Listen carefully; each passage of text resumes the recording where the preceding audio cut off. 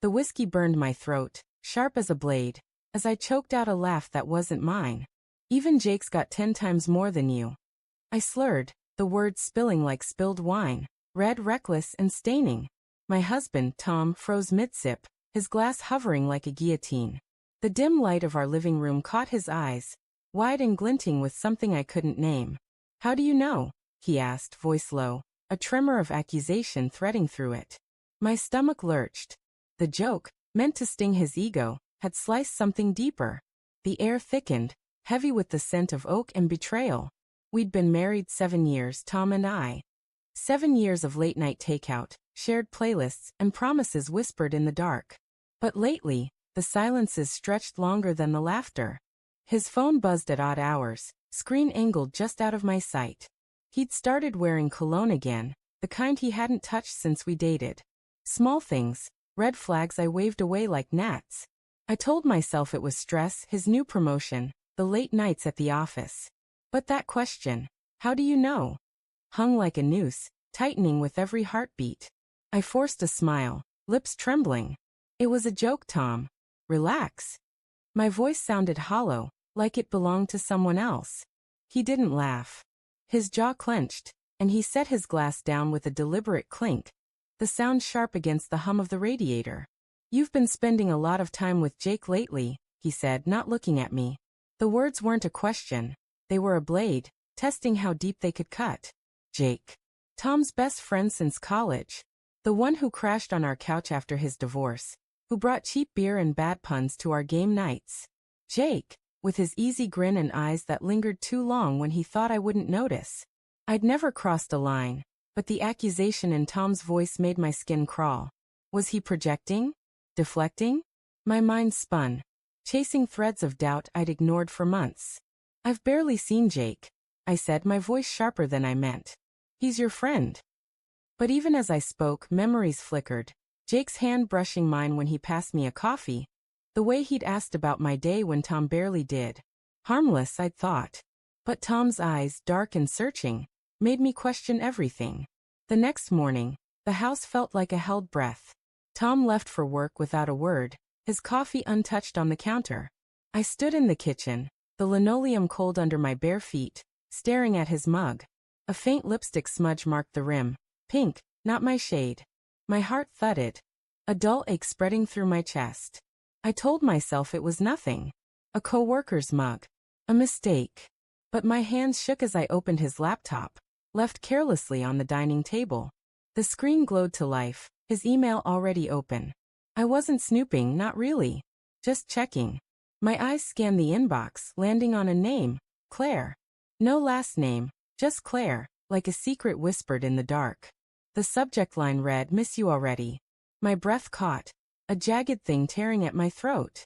I clicked. Last night was incredible. Can't stop thinking about you. Same time tomorrow?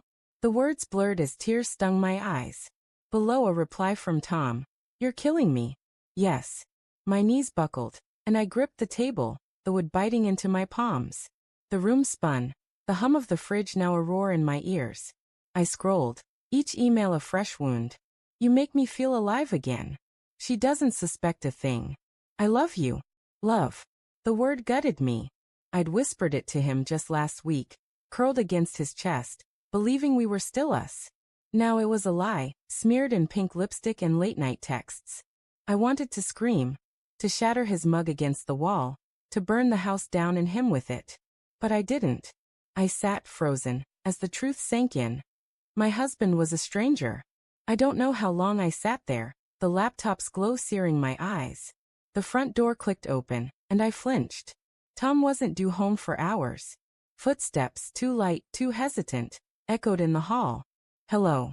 Jake's voice, tentative, warm. I slammed the laptop shut, my pulse hammering. In here. I called, my voice cracking. Jake appeared in the doorway, his flannel shirt rumpled.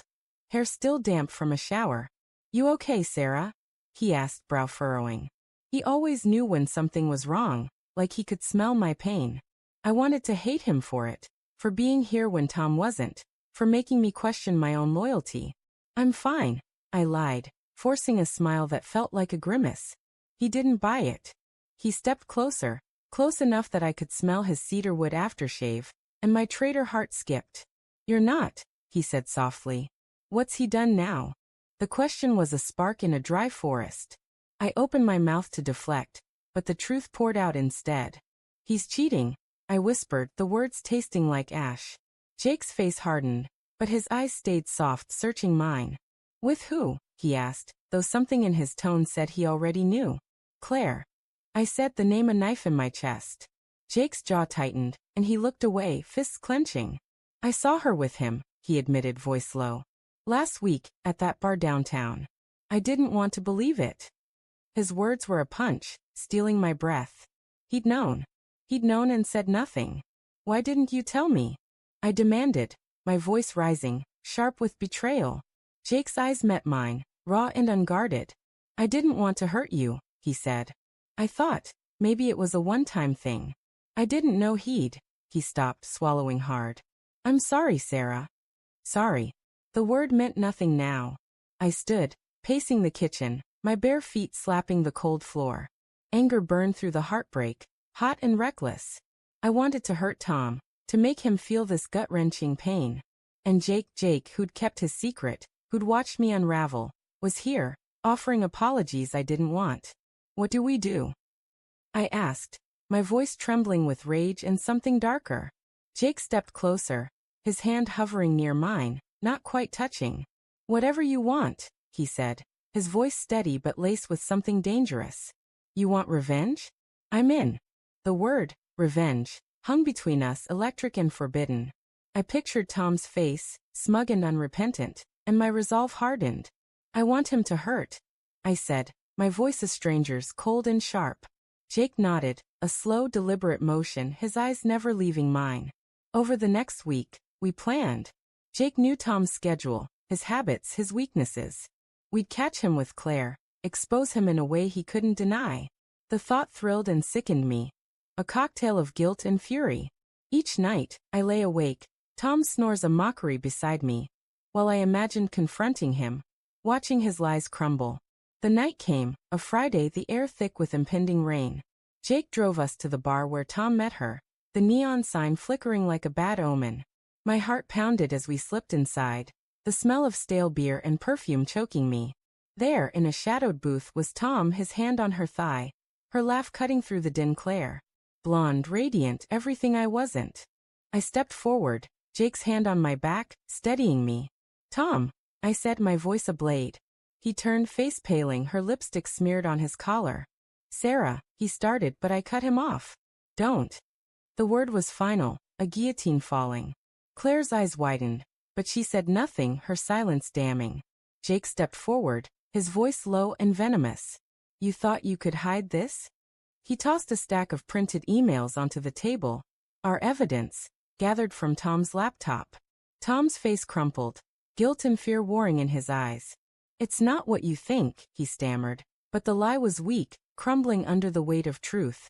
I leaned in, my voice a whisper, sharp enough to cut. "You broke us," I said.